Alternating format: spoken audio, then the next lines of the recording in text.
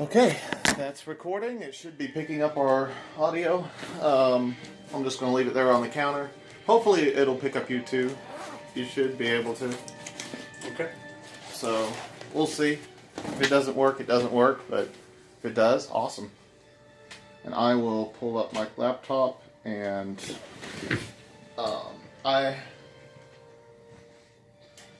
don't know exactly how a shapeshifter or a shifter works, but I'm playing as a blood hunter shifter.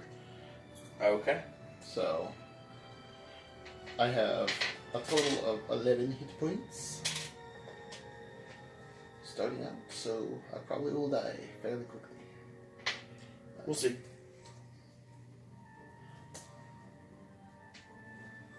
I want to play this character different. I'm going to try my best to play this character different than I've done with all of my other characters.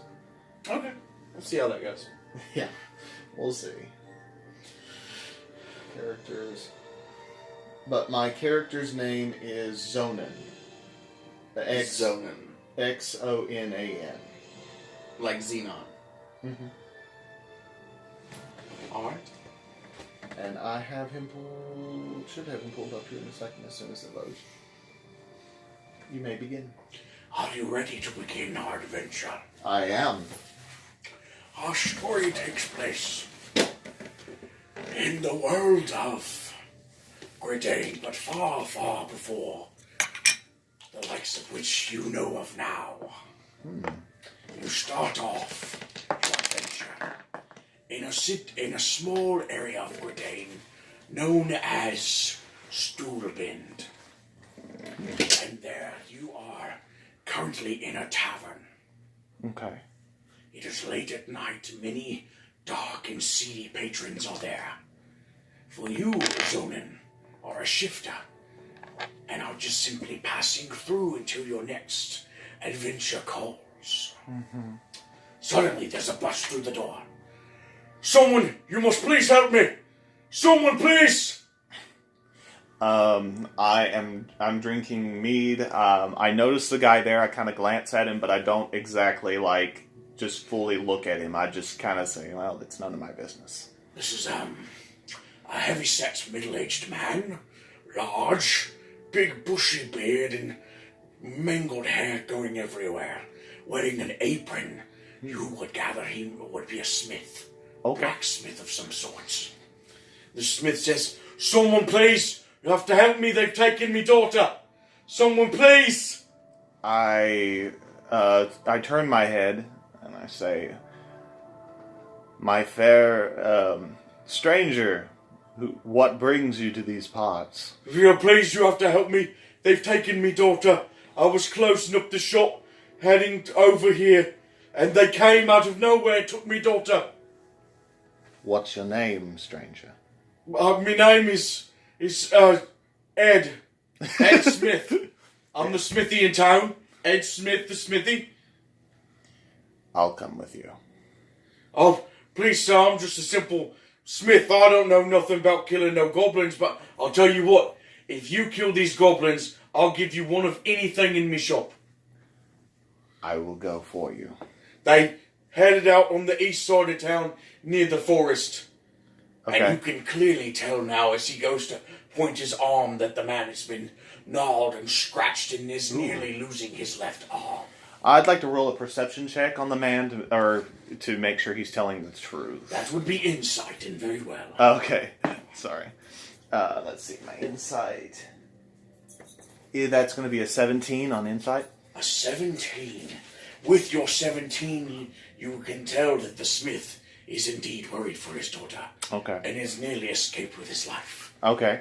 Then I don't ask any questions. I just say, let's go. Thank you, sir. I'll take you to where they attacked me. Mm-hmm. That's as far as I'm willing to go. That's Thank very you. well. And the two of you begin to leave the tavern. All the other patrons seem to be in a hissy fit, quite worried about all the stirrings and goings on. The smith takes you to the edge of town, near the forest, and says, I last saw my baby girl going in there. Okay, so there's a big forest in front of me. How far am I away from the forest? Oh, you are but mere feet. Mere Perhaps feet. 5. Roll a perception check so I can give you more details. Okay. Perception. That's going to be a 10. With your 10 perception, the particular area where the smithy has taken you seems to be an opening in the forest. Darkness descends. It's late at night, quite late. You can barely see with your untrained eyes that there is indeed a path leading with footsteps of both goblin and female. Can I tell how? I want to do an. I don't know if that would be another insight check. I want to know how fresh the tracks are, like how long. Do a nature check. Do a nature check. Okay. Okay, nature. So that's a non-nat 20. A non-nat 20. These footsteps are fresh within the last hour. Okay. Something placed its feet in this area. Okay, so just from the little bit of information I've gathered, there's going to be several goblins. They're taking the girl. They just passed through this area in the last hour. I don't feel like... Normally, if this was any other character, the normal me would say, oh, I'm just going to go in barrels a-blazing and hope that I do something. And normally I would get myself in a rut and get myself in a position where I could be killed almost instantly. I don't... That is your usual MO. Yeah, but I'm not playing Zeladon Darkwood. That would be his strategy. And somehow he always found a way to succeed. Probably because the DM was grateful. Usually due to his companions, I would say. Yeah, a lot to his companions. So I want to immediately roll for stealth. And then, I want to investigate. I want to investigate the whole area that's just on the perimeter. Is it like a forest? Is there a pathway that they're following, or is it just... Oh, yes, there is a path you can barely see with the darkness in your untrained eyes. But there is a path leading into the forest. What time of day is it? Oh, it is quite late at night. Perhaps around 10:30. It doesn't matter. Heavy darkness. I have dark vision up to 60 feet, so... You continue staring into the forest, and surely enough, in a matter of moments, your eyes adjust to the darkness, and you can now clearly see the path and the footprints. Okay, cool. I'd like to, before I actually go into the woods, I want to make a investigation check to see if there's anything that maybe the goblins dropped, or if there's anything that maybe there might be another piece of evidence or something. So on that investigation, that's going to be a non-nat 23. Oh, yes. So with your investigation check, you see again the footprints. Mm-hmm. You gather that as far as sets of goblin feet, there seem to be somewhere in the neighborhood of 3 to 5. 3 to 5.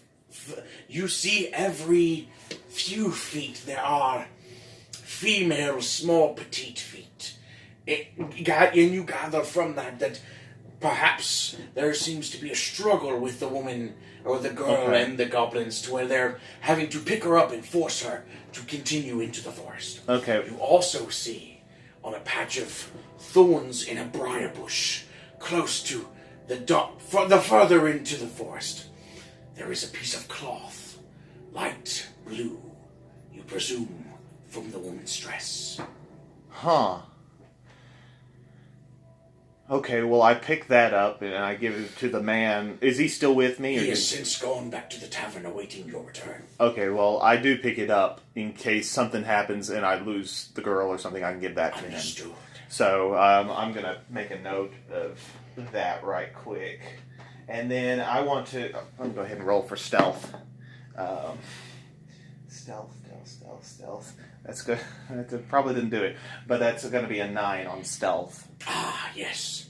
With your 9, as you begin to follow this path, you do unknowingly, unintentionally happen to snap on a few twigs, them breaking underneath your feet, as causing some noise, not as if you are going in guns a-blazing, as you said before. Yeah. But you're not quite used to traversing this particular path. Mm-hmm. You continue along the journey, a good 30 minutes to an hour, before you finally see another example, another area where you know the goblins were. Yeah. Roll me a perception check.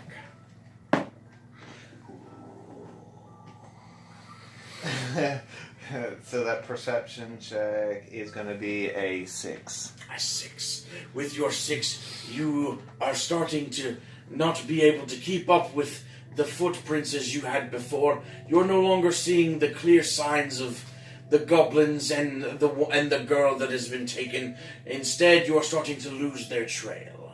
Okay. Dress.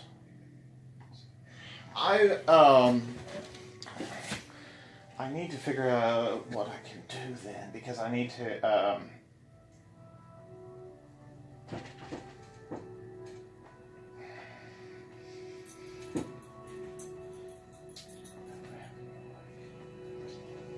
one of my features and trades.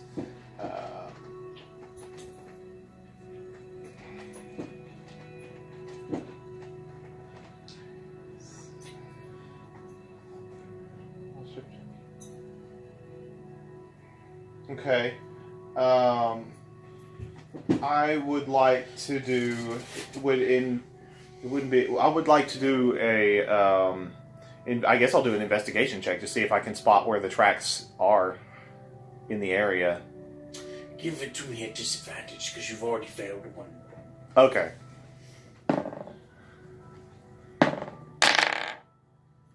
So that's going to be... And that's going to be a... 11.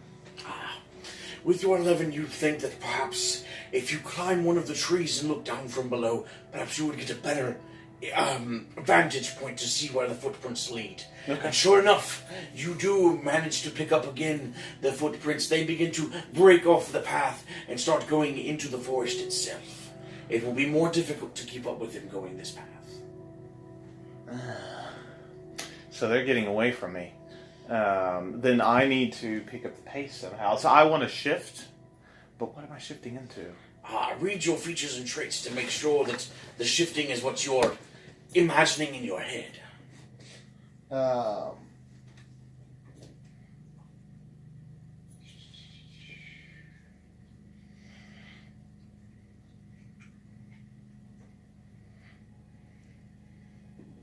I have advantage on survival checks. I need to make sure I remember that. It just says when shifted, I have advantage on wisdom checks. It doesn't say what I shift into. It says that you assume a more bestial appearance. Then when you this transformation lasts for 1 minute until you die, or until you revert to your normal appearance as a bonus action. Well. So it is something that you can indeed do. It is just you need to decide what sort of. There are subclasses. Sub-races of the race itself. You can have beast hide, long tooth, swift stride, or wild hunt. I'm wild hunt. I guess so. Let's see. Your proficiency with the survival skill. You can mark the scent. You can use your proficiency bonus is doubled for any ability check to make to find the mocked creature. Yes. Okay. So, how would you like to explain to me how you shift and what you're doing to get this proficiency? So since I am I need to know what animal that I'm shifting into. I don't think that it's quite like the Animorphs where you turn into the animal itself. More that you adapt its its physical traits. Perhaps your okay. legs become more slender, or perhaps you become more aerodynamic with fur or something of that nature. I just when I shift, all of the hair on my arms just turns into fur. Yes. And it goes all the way down, except for my hands. It stops at the hands. It leaves the hands bare, and then, it makes my face almost like Wolfman. Think about it. It's Indeed, alright, so you begin to adapt to the traits of a standing wolf, and you begin to assert more assertively of your prey. Now give me a perception check with advantage. Ooh. A nat 20.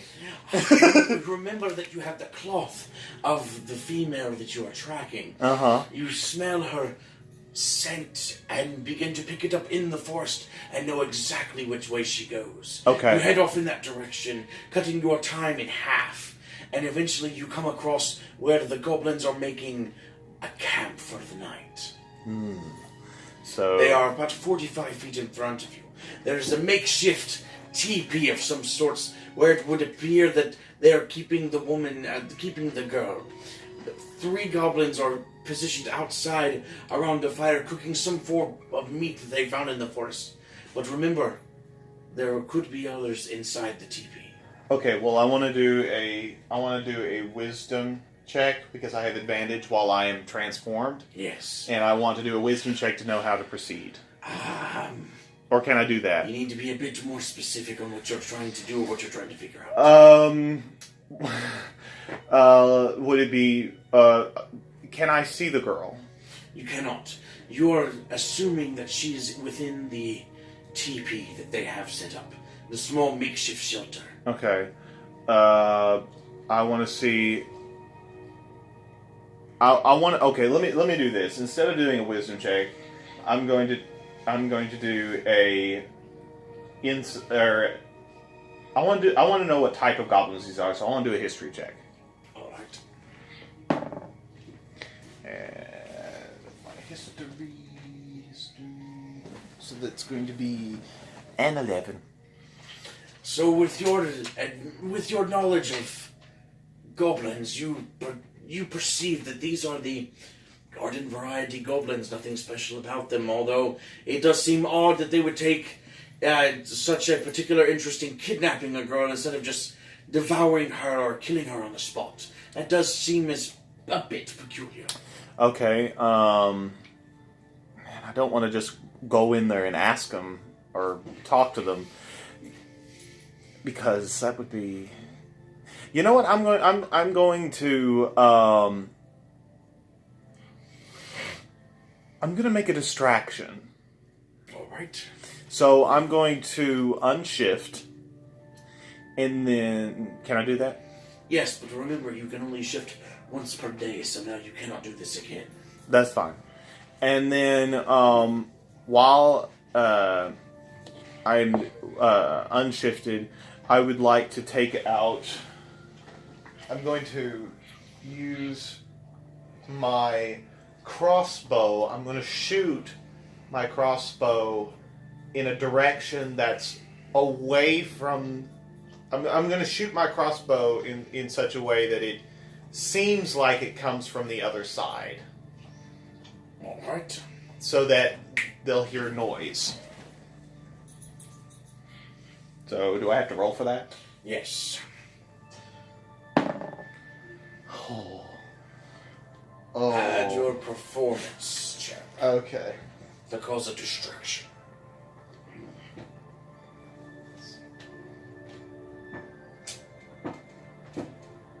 So would that be acrobatics? No, that would be performance. Oh, performance. Yes. A 4. A 4. They notice me. They have to notice me. So, 2 of the goblins seem a bit distracted by the fire when you shoot off your arrow and it lands on the top of the teepee, and the 2 are looking at it going, what is this? But the third goblin that is standing guard outside turns and looks in the direction from which the arrow came and has locked eyes with you. What are you doing here? Roll initiative. Okay. With my initiative. Man at the 11s. I got an 11.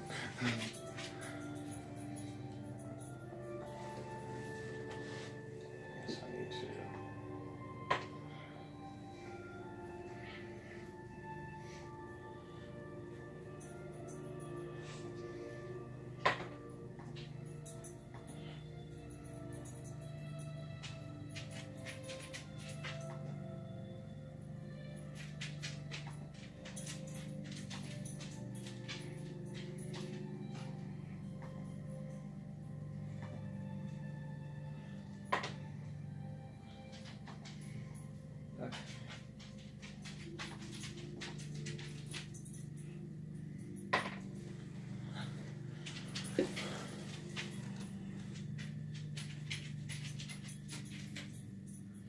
All right.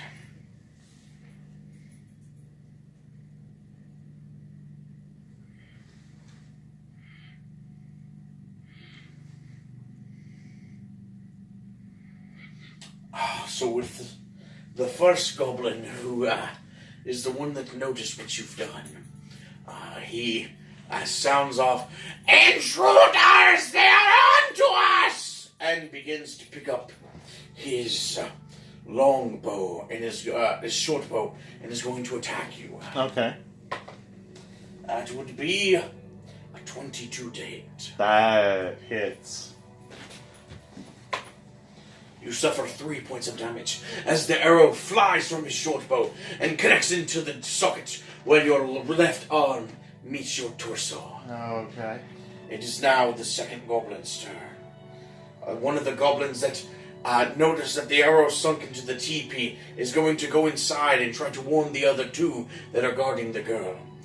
It is now your turn. What would you like to do, Zoran? Okay. I'm going to use my crossbow and I'm going to try and fire at him. Good call, good call.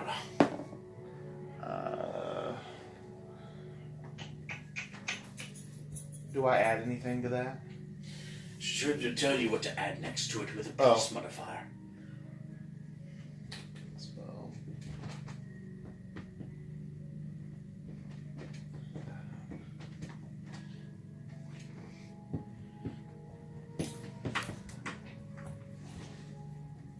Gosh darn it, at these 11s. Let's see.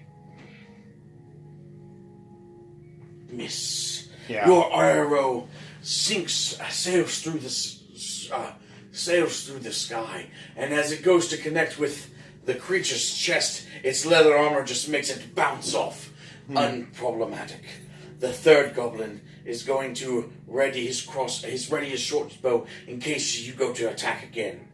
The two goblins inside now stand out, holding the girl by her hair, showing that they do indeed have your prize. It is the first goblin's turn. He's going to attack you again. A 6 misses. He sinks his arrow through the sky, and it lands next to your head, but a good 5-10 feet away. It was more trying to scare you. The second goblin runs at you with its scimitar. A 22 to hit. He rears back his scimitar. I'm not looking. You're hit with 7 points of damage as he slices you across the cheek. Well, I'm down to 1 hit point. It's your turn. I can tell. I need a different tactic.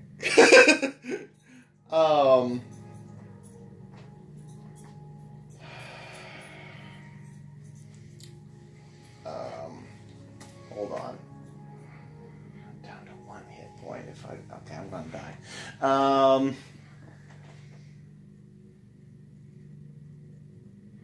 I throw down my weapons and I say I surrender. The goblin that stands before you, after slicing across your cheek, says, We shall take no prisoners!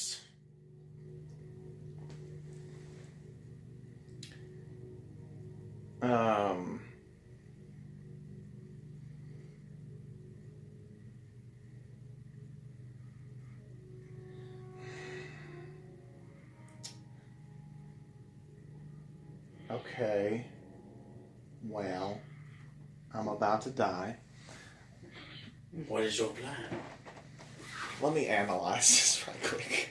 I'm down to 1 hit point. If I fall 1 hit point down even more, I'm dead. So...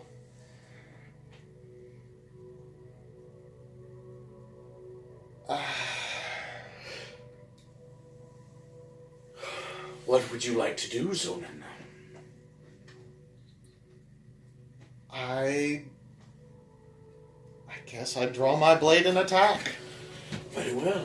I'm going to use... Are you attacking the goblin that just attacked you with its scimitar? Yes. All right. I'm going to use my long sword. And I'm going to... Yeah, I'm going to use my long sword.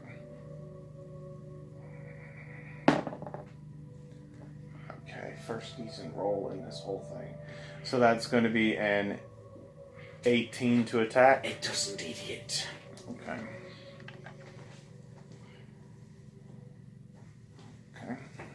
Okay. That's going to be 6 points of damage. 6 points of damage. You twirl the crossbow in your hands and put it in your bow. Pull back and pull the trigger. It sails into the creature's eyeball, attacking it. It falls to the ground and is knocked prone. It is the third goblin's turn. He is going to fire his short bow as you, but is going to incur a disadvantage because he is quite frightened of the way that you've massacred the other one's eye. Does a 16 hit your AC? Yes. 3 points of damage. And I'm dead. As the arrow falls through the sky, and in a flash, your life is before your eyes, and it seems like it's an eternity as it plummets and falls, and finds its way into the neck of your person. You begin to bleed out and fall to the ground, and the last thing that you hear is the girl's screams, as she now knows she will never be saved.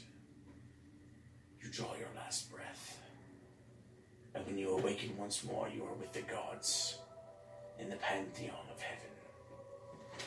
The goblins retrieve the girl, hurry off into the bugbear cave, who they were sent out by to collect the girl.